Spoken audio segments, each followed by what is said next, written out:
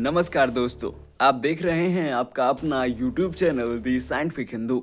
दोस्तों, आज हम इस वीडियो में कुछ ऐसा आपको बताने वाले हैं जैसा आपने पहले कभी नहीं सुना होगा। आज हम आपके समक्ष कुछ ऐसे साक्ष्य प्रस्तुत करने वाले हैं जो साक्ष्य आपको बताएंगे कि किस तरीके से रूस में हिंदू धर्म का पतन हुआ। तो दोस्तों, चलिए शुरू करते हैं आज का वीडियो। लेकिन उससे पहले अगर आप हमारे चैनल पर पहली बार आए हैं तो रेड कलर के सब्सक्राइब बटन को जरूर सब्सक्राइब करिएगा और बगल वाले बेल आइकन को जरूर दबाइएगा। चलिए स्टार्ट करते हैं आज का वीडियो। दोस्तों, 1000 वर्ष पहले रूस ने ईसाई धर्म स्वीकार किया। माना जाता है कि इससे पहले यहाँ संगठित रूप से हिंदू धर्म प्रचलित था। उससे भी पहले संगठित रूप से वैदिक पद्धति के आधार पर हिंदू धर्म प्रचलित था। वैदिक धर्म का पतन होने के कारण यहाँ मनमानी पूजा और पुजारियों का बोलबाला हो गया, अर्थात हिंदू धर्म का पतन हो गया। यही कारण था कि 10वीं शताब्दी के अंत में रूस की कीव रियासत के राजा व्लादिमीर चाहते थे कि उनकी रियासत के लोग देवी देवताओं को मानना छोड़कर किसी एक ही ईश्वर की पूजा करें। इसके बाद रूसी राजा व्लादिमीर ने तय कर लिया कि वह और उस कीव रियासत की जनता ईसाई धर्म को ही अपनाएंगे।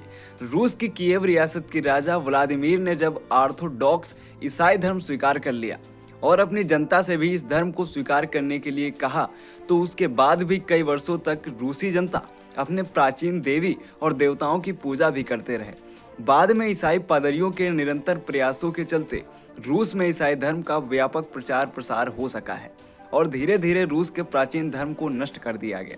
आइए बताते हैं कुछ साक्ष्य। प्राचीन काल के रूस में लोग जिन शक्तियों की पूजा करते थे उन्हें तथाकथित विद्वान लोग अब प्रकृति पूजा कहकर पुकारते हैं। सबसे प्रमुख देवता थे विद्युत देवता या बिजली देवता।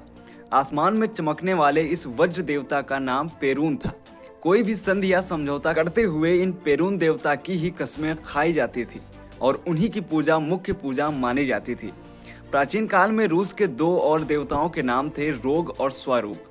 सूर्य देवता के उस समय के जो नाम हमें मालूम है वे हैं होर्स, यारीला और दाजवो। सूर्य के अलावा प्राचीन काल रूस में मशहूर देवियां भी थी जिनके नाम है बिर्गिन्या, दीवा, जीवा, लावा, मकोस और मरेना। प्राचीन कालीन रूस की यह मरेना नाम की देवी जाड़ों की देवी थी और उसे मौत की देवी भी माना जाता था। हिंदी का शब्द मरना कहीं इसी मरेना देवी के नाम से तो पैदा नहीं हुआ। इसी तरह रूस का यह जीवा देवता कहीं हिंदी का जीव ही तो नहीं। जीव यानी हर जीवंत आत्मा। रूस में यह जीवन की देवी थी।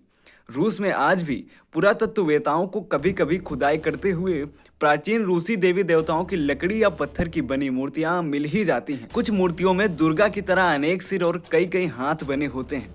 रूस के प्राचीन देवताओं और हिंदू देवी देवताओं के बीच बहुत ज्यादा समानता है। प्राचीन काल में रूस के मध्य भाग को जम्बू द्वीप का इलावर्त कहा जाता था।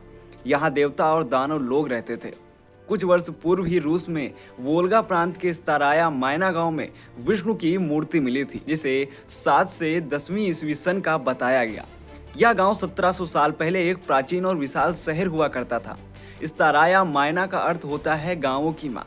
उस काल में यहाँ आज की आबादी से 10 गुना ज्यादा आबादी में लोग रहते थे। माना जाता है कि रूस में वाइकिंग या स्लाव लोगों के आने से पहले वहां पर भारतीय होंगे या उन पर भारतीयों ने राज किया होगा। यह भी उल्लेखनीय है कि हिंदी के प्रख्यात विद्वान डॉक्टर रामविलास शर्मा के अनुसार रूसी भाषा के करीब 2000 शब्द संस्कृत मूल के ही हैं। दोस्तों, उलियानाफस्क स्टेट यूनिवर्सिटी के पुरातत्व विभाग के रीडर डॉक्टर एलेक्जेंडर कोजविन ने सरकारी न्यूज चैनल को बताया कि हम इसे अविश्वसनीय मानते हैं, लेकिन हमारे पास इस बात के ठोस आधार मौजूद हैं कि मध्यकालीन वोल्गा क्षेत्र प्राचीन काल रूस की मुख्य भूमि है।